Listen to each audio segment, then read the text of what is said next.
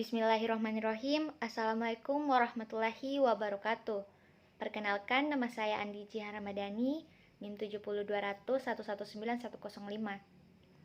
Baik, pada kesempatan kali ini saya akan menjelaskan materi mengenai sistem pembiayaan kesehatan di Indonesia. Sebelum itu saya ucapkan banyak terima kasih kepada Ibu Rahma karena beberapa terakhir hari ini telah memberikan kami materi mengenai pembiayaan dan penganggaran kesehatan. Baik, langsung saja. Adapun materi pokok yang akan saya bahas yaitu pembiayaan kesehatan di Indonesia, model sistem pembiayaan, perbandingan sistem pembiayaan kesehatan sebelum dan selama pelaksanaan Jaminan Kesehatan Nasional atau JKN, dan yang terakhir asuransi kesehatan. Yang pertama yaitu pembiayaan kesehatan di Indonesia. Pembiayaan kesehatan ialah besarnya dana yang harus disediakan untuk menyelenggarakan dan atau memanfaatkan berbagai upaya kesehatan yang diperlukan oleh perorangan, keluarga, kelompok, dan masyarakat. Berdasarkan pengertian ini, maka biaya kesehatan dapat ditinjau dari dua sudut, yaitu yang pertama penyediaan pelayanan kesehatan atau health provider adalah besarnya dana yang harus disediakan untuk dapat menyelenggarakan upaya kesehatan.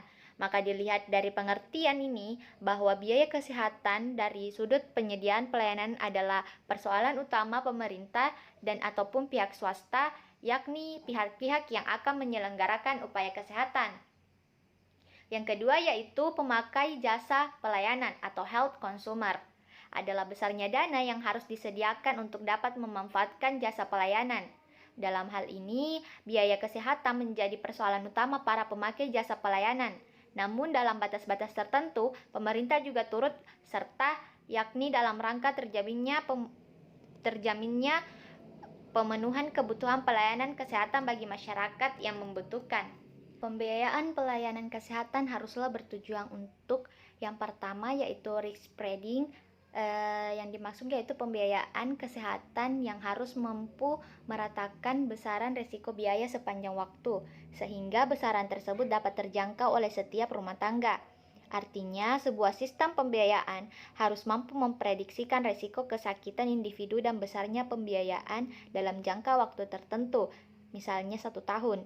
Kemudian besaran tersebut diratakan atau disebarkan dalam setiap bulan sehingga menjadi premi atau iuran atau tabungan bulanan yang terjangkau. Yang kedua yaitu risk pooling. Beberapa jenis pelayanan kesehatan dapat sangat mahal, misalnya hemodialisasi, operasi spesialis jantung koroner yang tidak dapat ditanggung oleh tabungan individu. Sistem pembiayaan harus mampu menghitung dengan mengakumulasikan resiko suatu kesakitan dengan biaya yang mahal antara individu dalam suatu komunitas, sehingga kelompok masyarakat dengan tingkat kebutuhan rendah atau tidak terjangkit sakit tidak membutuhkan pelayanan kesehatan dapat mensubsidi kelompok masyarakat yang membutuhkan pelayanan kesehatan. Yang ketiga yaitu connection between ill health and poverty. Karena adanya keterkaitan antara kemiskinan dan kesehatan, suatu sistem pembiayaan juga harus mampu memastikan bahwa orang miskin juga mampu mendapat pelayanan kesehatan yang layak sesuai standar dan kebutuhan, sehingga tidak harus mengeluarkan pembiayaan yang besarnya tidak proporsional dengan pendapatannya. Yang keempat yaitu fundamental of health. Kesehatan merupakan kebutuhan dasar di mana individu tidak dapat menikmati kehidupan tanpa status kesehatan yang baik. Selanjutnya yaitu sumber dana. Biaya kesehatan berbeda pada beberapa negara, namun secara garis besar berasal dari anggaran pemerintah, anggaran masyarakat, bantuan biaya dari dalam dan luar negeri, gabungan anggaran pemerintah dan masyarakat. Tingginya biaya kesehatan disebabkan oleh beberapa hal. Beberapa yang terpenting diantaranya yaitu yang pertama tingkat inflasi. Apabila terjadi kenaikan harga di masyarakat, maka secara otomatis biaya investasi dan juga biaya operasional pelayanan kesehatan akan meningkat pula, yang tentu saja akan dibebankan kepada pengguna jasa. Yang kedua yaitu tingkat permintaan. Pada bidang kesehatan, tingkat permintaan dipengaruhi sedikitnya oleh dua faktor, yaitu meningkatnya kuantitas penduduk yang memerlukan pelayanan kesehatan yang karena jumlahnya lebih atau bertambah banyak, maka biaya juga harus disediakan meningkat pula. Faktor kedua adalah meningkatnya kualitas penduduk, Dengan tingkat pendidikan dan penghasilannya lebih baik, mereka akan menuntut penyediaan layanan kesehatan yang baik pula. Dalam hal ini membutuhkan biaya pelayanan kesehatan yang lebih baik dan lebih besar. Yang ketiga yaitu kemajuan ilmu dan teknologi. Sejalan dengan adanya kemajuan ilmu dan teknologi dalam penyelenggaraan pelayanan kesehatan memberikan konsekuensi tersendiri, yaitu tingginya biaya yang harus dikeluarkan dalam berinvestasi. Yang keempat yaitu perubahan pola penyakit. Meningkatnya biaya kesehatan juga dipengaruhi adanya perubahan pola penyakit yang bergeser dari penyakit yang sifatnya akut menjadi penyakit yang sifatnya kronis. Yang kelima yaitu perubahan pola pelayanan kesehatan. Perubahan pola pelayanan kesehatan ini terjadi akibat perkembangan keilmuan dalam bidang kedokteran sehingga terbentuk spesialis dan subspesialis yang menyebabkan pelayanan kesehatan menjadi terkotak-kotak dan satu sama lainnya seolah tidak berhubungan. Akibatnya sering terjadi tumpang tindih atau pengulangan metode pemeriksaan yang sama dan pemberian obat-obatan yang dilakukan pada seorang pasien yang tentu berdampak pada semakin meningkatnya beban biaya yang harus ditanggung oleh pasien selaku pengguna jasa layanan kesehatan ini. Yang keenam yaitu perubahan pola hubungan dokter-pasien. Sistem kekeluargaan yang dulu mendasari hubungan dokter-pasien seakan sirna dengan adanya perkembangan spesialis dan subspesialis serta penggunaan berbagai peralatan yang ditunjang dengan kemajuan ilmu dan teknologi, mengakibatkan meningkatnya biaya yang harus dikeluarkan oleh pasien. Hal ini tentu saja membuat pasien menuntut adanya kepastian pengobatan dan penyembuhan dari penyakitnya. Yang ketujuh yaitu lemahnya mekanisme pengendalian biaya. Kurangnya peraturan perundang-undangan yang ditetapkan untuk mengatur dan membatasi pemakaian biaya pelayanan kesehatan menyebabkan pemakaiannya sering tidak terkendali, yang akhirnya akan membebani penanggung dan masyarakat secara keseluruhan. Yang terakhir yaitu penyalahgunaan asuransi kesehatan. Asuransi kesehatan sebenarnya merupakan salah satu mekanisme pengendalian biaya kesehatan sesuai dengan anjuran yang ditetapkan oleh pemerintah. Selanjutnya, untuk dapat melaksanakannya syarat-syarat pokoknya tersebut, maka diperlu lakukan beberapa hal, yaitu peningkatan efektivitas dan peningkatan efisiensi. Peningkatan efektivitas dilakukan dengan mengubah penyebaran atau lokasi penggunaan sumber dana. Meningkatkan efisiensi dilakukan dengan memperkenalkan berbagai mekanisme pengawasan dan pengendalian. Biaya kesehatan banyak macamnya karena kesemuanya tergantung dari jenis dan kompleksitas pelayanan kesehatan yang diselenggarakan dan atau yang dimanfaatkan. Hanya saja disesuaikan dengan pembagian pelayanan kesehatan, maka biaya kesehatan tersebut dapat dibedakan atas dua macam, yaitu biaya pelayanan kedokteran dan biaya pelayanan kesehatan masyarakat. Yang kedua yaitu model sistem pembiayaan.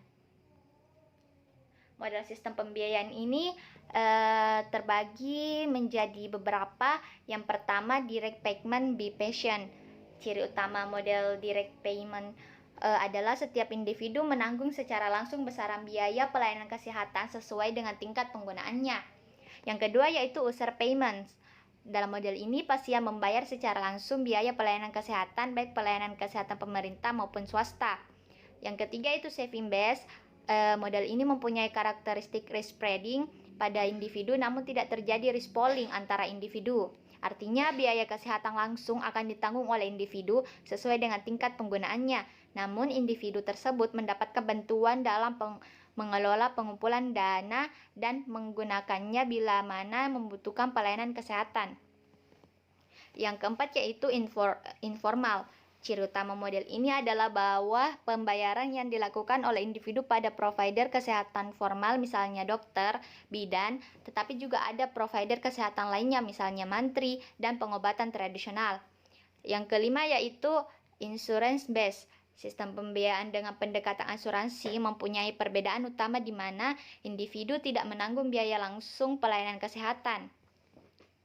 Selanjutnya yaitu ketiga, perbandingan sistem pembiayaan kesehatan sebelum dan selama pelaksanaan Kesehatan Nasional JKN. Sistem pembiayaan sebelum pelaksanaan jaminan kesehatan yaitu free or service. Pada saat pelaksanaan jaminan kesehatan nasional sudah tidak ada diganti dengan sistem paket atau INA CBGS, di mana tarif INA CBGS seluruh Indonesia sama, yang membedakan hanyalah regional, daerah, dan kelas atau tipe rumah sakit.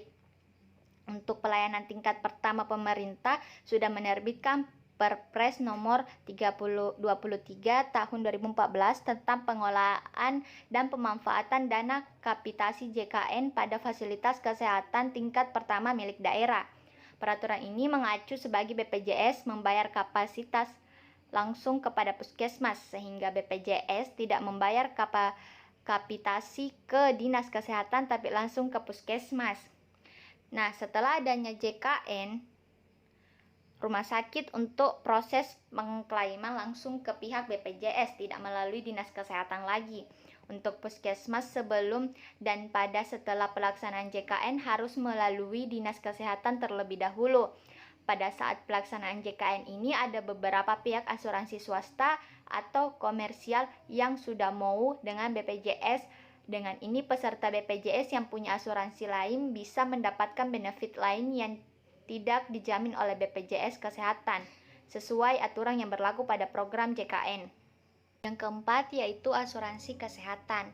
Dalam konteks asuransi kesehatan, pengertian asuransi adalah memastikan seseorang yang menderita sakit akan mendapatkan pelayanan yang dibutuhkannya tanpa harus mempertimbangkan keadaan ekonominya. Sistem ini dapat dibedakan menjadi asuransi yang bersifat umum dan asuransi yang bersifat khusus. Yang pertama, asuransi bersifat umum itu terbagi menjadi beberapa. Yang pertama, general taxation merupakan model di mana sumber pembiayaan diambil dari pajak pendapatan secara proporsional dari seluruh populasi yang kemudian dialokasikan untuk berbagai sektor atau tidak terbatas pelayanan kesehatannya. Alokasi pada sektor kesehatan biasanya berupa budget pada fasilitas kesehatan dan gaji staf kesehatan. Yang kedua yaitu Air Market Payroll Tax. Sistem ini memiliki karakteristik yang hampir serupa dengan General Taxation, hanya saja penarikan pajak dialokasikan langsung bagi pelayanan kesehatan sehingga lebih bersifat transparan dan dapat mendorong kesadaran pembayaran pajak karena kejelasan penggunaan. Yang kedua yaitu asuransi bersifat khusus. Dibandingkan dengan sistem umum, asuransi selektif mempunyai perbedaan dalam hal kontribusi dan tanggungan hanya ditunjukkan pada suatu kelompok tertentu dengan paket pelayanan yang telah ditetapkan. Yang pertama yaitu ada social insurance, mempunyai karakteristik khusus yang membedakannya dengan private insurance, yaitu yang pertama keanggotaan bersifat wajib, kontribusi premi sesuai dengan besaran gaji, cangkupan pelayanan kesehatan yang diasuransikan sesuai dengan besaran kontribusi, pelayanan dirupakan dalam bentuk PKT, dikelola oleh organisasi yang bersifat otonom, biasanya merupakan bagian dari sistem jaminan sosial yang berskala luas, dan umumnya terjadi cross subsidi. Yang kedua yaitu voluntary community. Perbedaan utama sistem ini dengan asuransi sosial adalah keanggotaan yang bersifat sukarela serta skala cangkup antar tanggung yang lebih sempit. Yang ketiga itu private insurance. Perbedaan utama private insurance dan social insurance adalah tidak adanya risk pooling dan bersifat voluntary. Di samping itu, private insurance juga memperhitungkan resiko kesakitan individu dengan besaran premium dan cangkupan pelayanan asuransi yang diberikan. Artinya individu yang lebih berisiko sakit, misalnya kelompok rentan seperti bayi, ibu hamil, dan lansia. Yang keempat yaitu funding atau donation. Seluruh sistem pembiayaan yang telah diuraikan di atas menganut keterkaitan antara penggunaan jasa pelayanan kesehatan atau tertanggung dan penggunaan jasa pelayanan kesehatan. Yang terakhir yaitu kesimpulan.